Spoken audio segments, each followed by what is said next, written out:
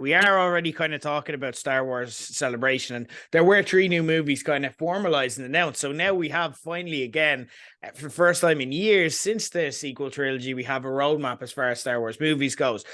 We could get into every single project and probably spend several hours talking about it, but we don't have the time to do so. So I do want to kind of go, we'll go through the projects that have been announced, and I want to know, what are you most excited about? And we can kind of pick one each. So the three new movies, first off, we'll have James Mangold who obviously was the director of Logan, is going to do a movie that goes back to the dawn of the Jedi. So we get to see how they're formed. We have Sharmeen Obaid-Chinoy, who directed Miss Marvel, is going to do a movie set after the Rise of Skywalker, with Daisy Ridley returning as Rey, as she tries to set up a new Jedi Order. You've got Dave Filoni and Jon Favreau are going to do one focusing on the New Republic, kind of tied to the TV show. So I'm guessing that's where it's coming from. Also, as well, in terms of like TV projects and the likes, we saw the new trailer for Ahsoka, learned that the show is going to air in August, and we basically saw Sabine, Hera, we saw the back of Thrawn's head. Amazing. They just were like, yes, you're getting all of it.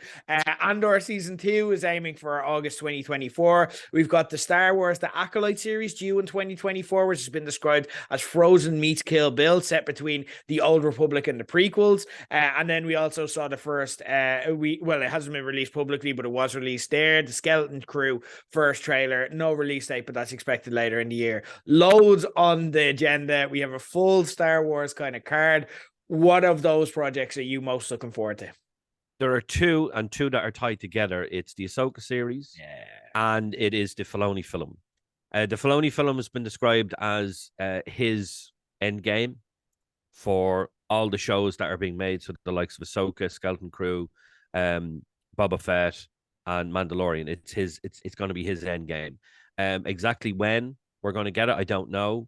I hope it's actually going to be a couple of years before we get it, because I want to get a few more seasons of things out first. I really do, because I want to get at least one or two more seasons of Mando. And if I don't get that, I will be disappointed. Maybe one or two, maybe a couple of seasons of Ahsoka and a couple of seasons of the other things. I would like to see another season of Boba Fett, or at least see him included again. I'd like to see that. This is going to be the end game that I kind of theorized that we would get something like this. I thought it was going to be in the TV show, but it's not. It's going to be a movie, and I'm like, I'm all for that. Give me 3 hours of this. Fucking yes, absolutely. The fact as well that we got the trailer for Ahsoka, and then I sneakily got a look at the extended trailer for Ahsoka, and I did get to see Thrawn himself. I'm so fucking excited because Thrawn is Thanos. That's what's coming. Thrawn is Thanos, and the fact that in the trailer they said those words, and I damn near shit my pants. Heir to the Empire. So Filoni is taking it directly from the original legend books of Heir to the Empire. People have been theorizing all over the place that we're getting more Skywalker, we're getting more Luke in this, because it's right about that time. He's still only teaching, he's kind of setting up this new order that ultimately goes the way of shite.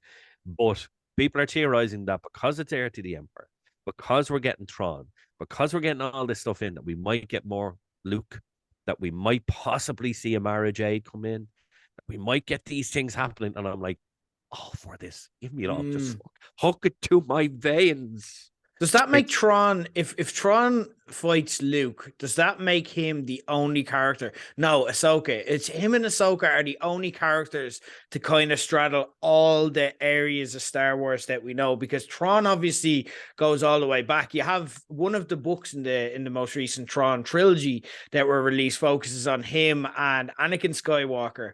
So he's dealt with Anakin and Darth Vader. He's dealt with him on both sides. And then obviously Luke is the only kind of missing link in there as well, but he kind of touches the Rebels crew and kind of all that as well. So that'd make him like a real anthology character. Interesting. Yes, I agree. Those two are the two that kind of connect to me the most, because I think that's where our hearts are. I think the best project of all this will be Andor, but again, I think that's, it's going under the radar, but we all know Andor's deadly. And I think when we look back at it, it's going to be like, that's the best one. Because again, the season 1 is maybe a lot of people saying the best Star Wars content since Empire, up there. I definitely agree. I think the one with the best room for development and the best room for growth and potential, and it's going under the radar, is the Dawn of the Jedi project. Because again, it's just something where we have next to no information around. There is just that blank page that you were talking about there with Rian Johnson. It is just a blank slate and there's loads to do. I think the one with the least amount of variables to it and the one that could easily go tits up is Ray coming back as or Daisy Ridley coming back as Ray. I think, again, nothing against Daisy Ridley. Delighted to see her back. Would like to see some of the other characters back. You know, I enjoyed the characters in the sequel trilogy. Again, it was the story in general that kind of killed me. And I am happy to see that story go on and hopefully be rescued. But again, I'm just not sold on the concept as it is. But exciting times. Look, we have a lot to look forward to.